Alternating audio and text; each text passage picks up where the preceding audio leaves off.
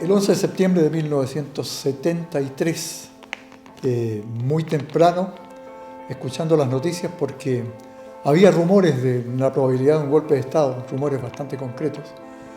Yo estaba en mi casa, en la comuna de Independencia. En ese tiempo yo era dirigente nacional de una filial de la Corporación de Fomento de la Producción, del Servicio de Equipos Agrícolas Mecanizados, SEAM-Corfo, que se relacionaba con todos los procesos de reforma agraria. Yo era el secretario general de la Asociación de Empleados. Entonces, cuando tuve noticias de que había movimientos complejos, creo que la radio cooperativa la estábamos escuchando.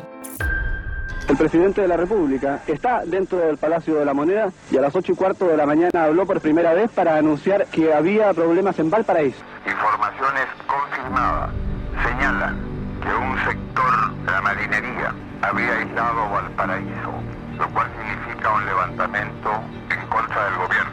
Hasta este momento en Santiago no se ha producido ningún movimiento extraordinario de tropas.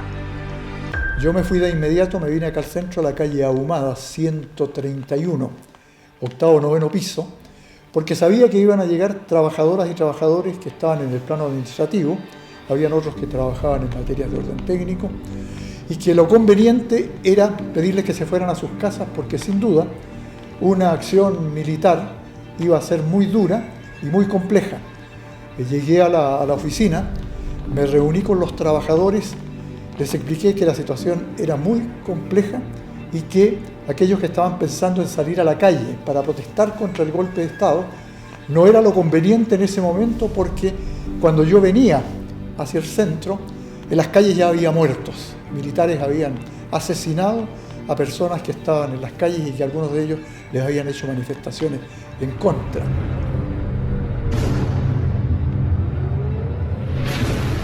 La represión grave la medimos cuando nos dimos cuenta y escuchamos los balazos que disparaban fuera los militares en los alrededores de Calle Ahumada, detrás de Calle Ahumada, en las oficinas de la Corfo, personas muertas. Y mucho más se evidenció la gravedad del tema cuando escuchamos los aviones que venían, horas después que nosotros habíamos llegado ahí, y comenzaron a bombardear el Palacio de la Moneda. Allá viene nuevamente otro Hawker Hunter de la Fuerza Aérea de Chile, disponiéndose a hacer el viraje para planear sobre Santiago. Ahí van.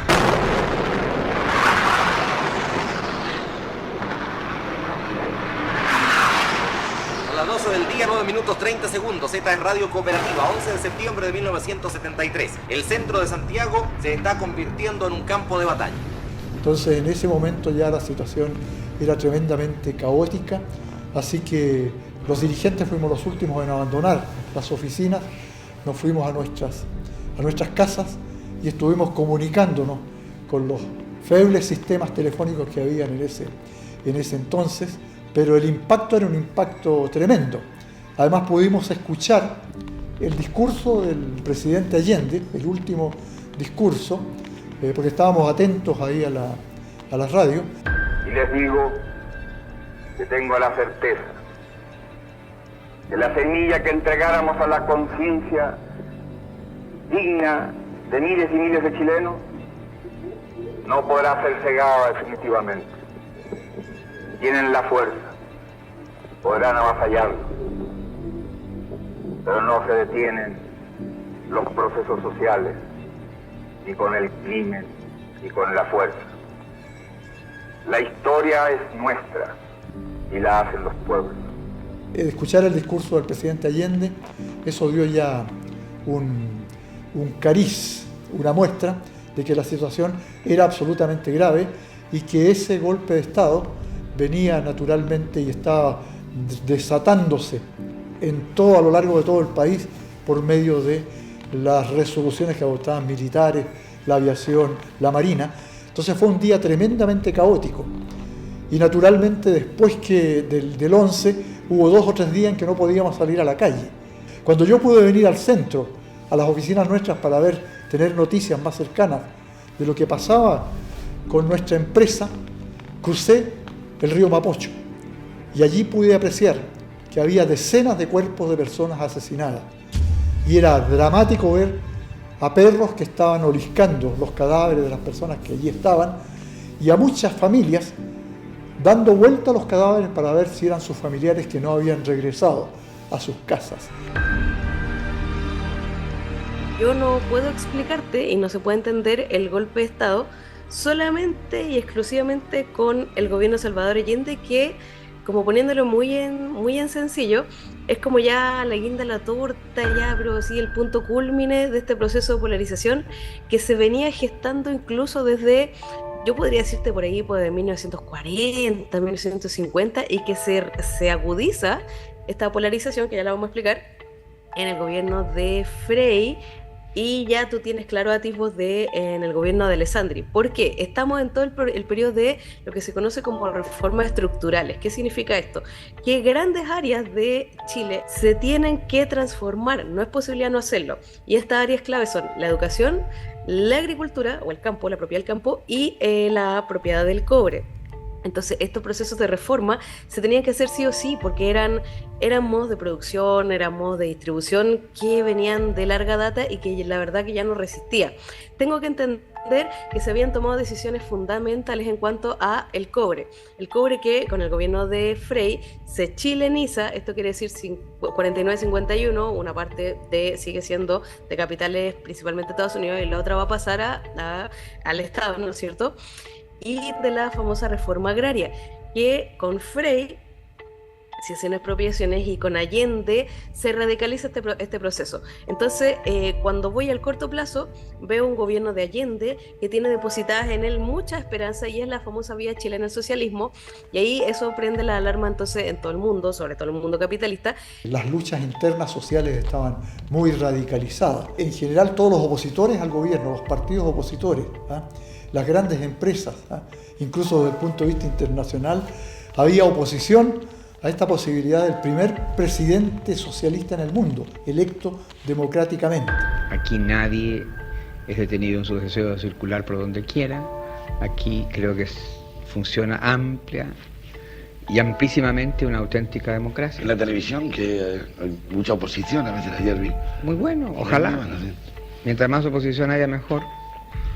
Porque entonces o puede ser un estímulo, o puede ser una crítica sana, o puede ser una pasión política que la gente entiende.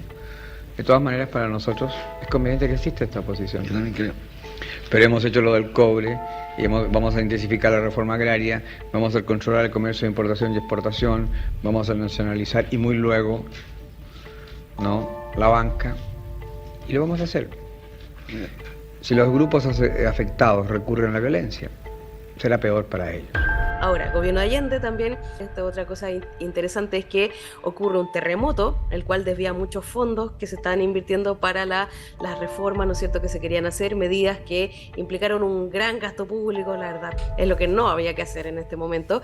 Y sumado a esto, esta fuerte polarización entre la izquierda, la derecha y el centro, que había tenido su momento de gloria, ¿no es cierto?, con el gobierno de Frei, que había hecho estas transformaciones, pero negociando, sin radicalizar, sin tomar opciones que dividían aún más a la sociedad de lo que estaba. Entonces, es un Chile muy complejo y, sobre todo, muy marcado por la Guerra Fría. Eso es una clave muy importante que hay que tener en cuenta cuando uno comprende las decisiones, los discursos incluso, que van a estar no solo antes, sino también después y sobre todo durante el régimen militar. Las Fuerzas Armadas y de Orden han actuado en el día de hoy solo bajo la inspiración patriótica de sacar al país del caos que en forma aguda lo estaba precipitando el gobierno marxista de Salvador Allende.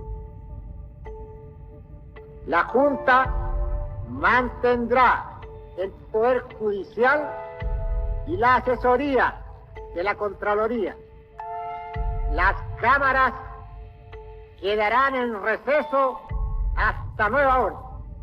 En un gran sector del mundo evangélico no es visto con buenos ojos el gobierno de Allende, en otro es bastante recibido como con esperanza, como que expresa ciertos valores del evangelio que podrían haberse llevado a cabo.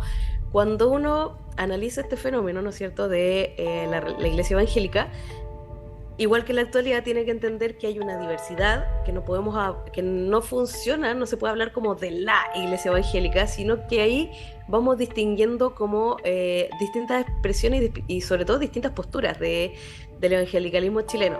Cuando gana él, años 70, cuando ya va a asumir el poder, conversó con el cardenal Silva Enríquez, y no solo con él, sino que también con líderes evangélicos, y el cardenal los fue a invitar para que asistiera a la ceremonia religiosa católica, que tradicionalmente se hacía cuando asumía un presidente. Y el presidente Allende le dijo que iría con mucho agrado, pero que, por favor, invitara a las tradiciones evangélicas y a la comunidad judía y a las otras tradiciones religiosas como la musulmana.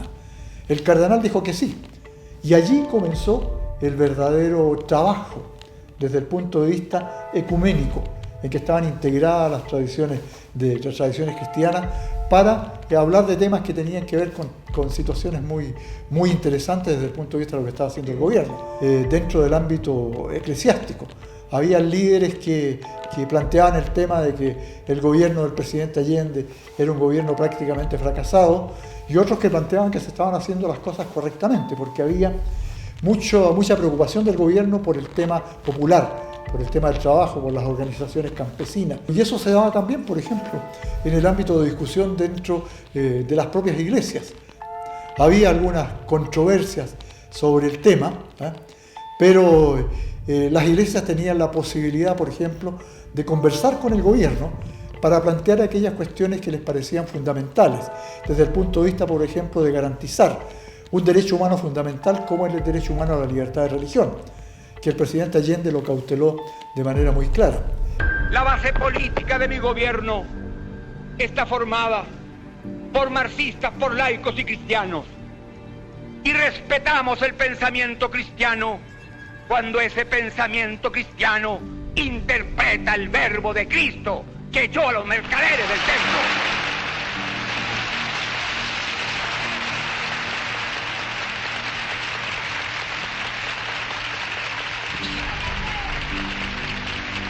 Los marxistas conjugamos una misma actitud y un mismo lenguaje frente a los problemas esenciales del pueblo.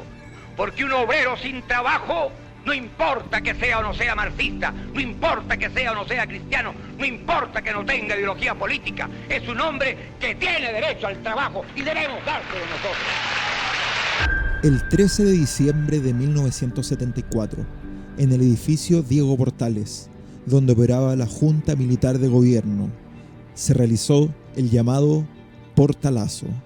Los principales líderes de las comunidades evangélicas hicieron pública una declaración mostrando su total apoyo a la dictadura militar.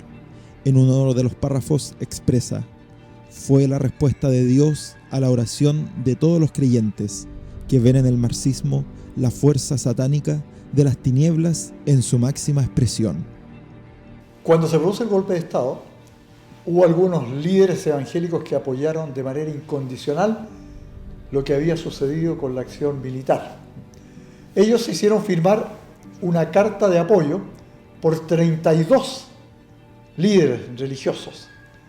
Entre ellos, y esto es re interesante decirlo, entre ellos firmaba el presidente de la Iglesia Evangélica Bautista, de apellido Musiet.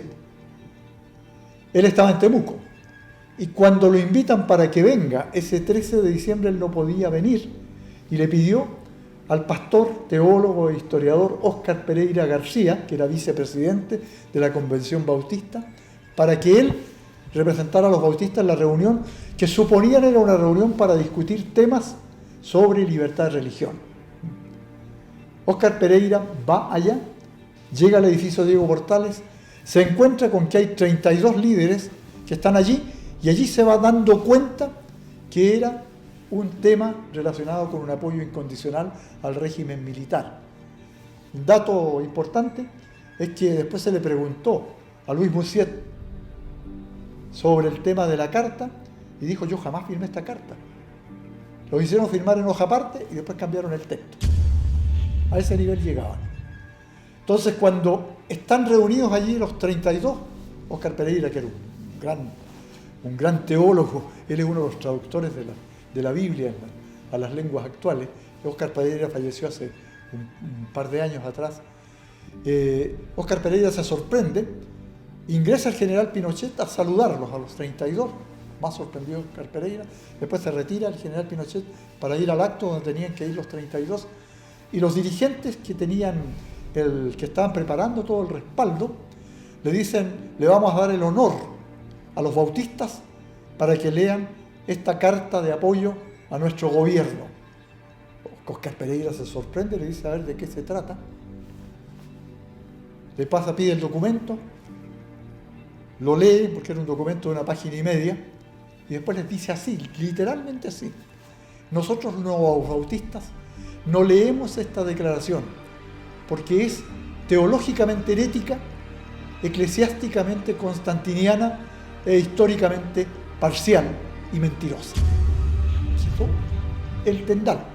Se pueden imaginar ustedes lo que le gritaban a Pereira, hasta comunistas le gritaban ahí.